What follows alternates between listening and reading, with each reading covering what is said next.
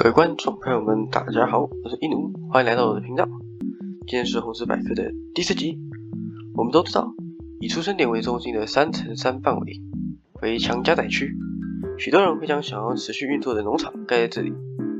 然而，当你农场太多，或者想盖出出生点以外的地方，怎么办呢？这时候就需要依靠强大的区块加载器。我以前常用地狱门来加载，但在 1.21.2 的更新后，中介珍珠也可以作为加载器来使用。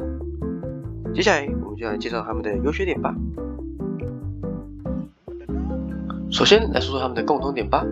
可以看到，红色羊毛为它们所在的区块，蓝色羊毛则为它们可以加载的区域，和出生点一样为3×3。值得注意的是，任何一种加载器都无法触发随机客，也就是作物无法生长、草皮无法蔓延等等，这些只有玩家本身周围才会触发。接着我们来看看怎么建造吧。以下是地狱门加载器所需要的材料，大家可以自己暂停看一下。首先呢，离地一格，先盖出一个地狱门。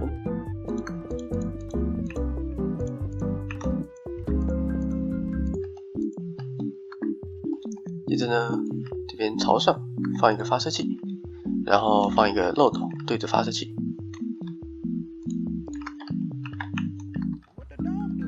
这里放一个阶梯，这里再放一个阶梯，然后水桶让阶梯变含水的，这是为了让船可以进去。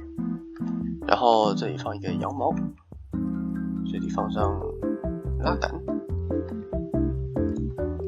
压力板以及半砖，然后对着半砖的下面这一格放一个玻璃。接着呢，到后面这边放置铁轨，还有漏斗矿车，然后漏斗矿车可以掉到这个黑曜石里面，就可以打掉了。再来这个里面放入船，然后红石火法，这里船就能出现了。但我们还有另一个步骤，就是要先点火进去，然后呢，注意，这个方向是 East， 这个方向也要是 East， 要对齐同一个方向。然后将同一面两边都点火，就是这一条要让它点火。接着我们把船放进来，拉下拉杆，它就开始运行了。每当船进出这个传送门的时候呢，它都会把2个维度都加载15秒。那这样子的话呢，这个区域也会跟着一起加载，就大功告成了。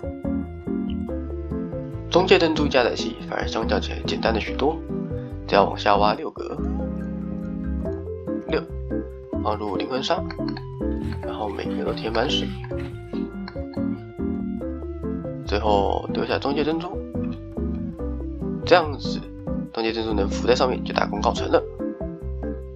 虽然中介珍珠加载器看起来既简易又不耗材，但它在多人伺服器中有个小缺点，那就是当珍珠的主人下线之后呢，它的珍珠也会随之消失，使区域不再加载，等到重新上线后才会恢复。地狱门加载器则没有这个问题，不过耗材也相当多，而且是双维度的，建造起来相对麻烦一些。而且每当伺服器重启，船都有机会卡在发射器中，需要手动开启。虽然2台加载器都有它们各自的小缺点，但和它们的实用程度相比，可说是瑕不掩瑜。今天这部影片就到这边结束，希望对大家有帮助。那我们下期见喽，拜拜。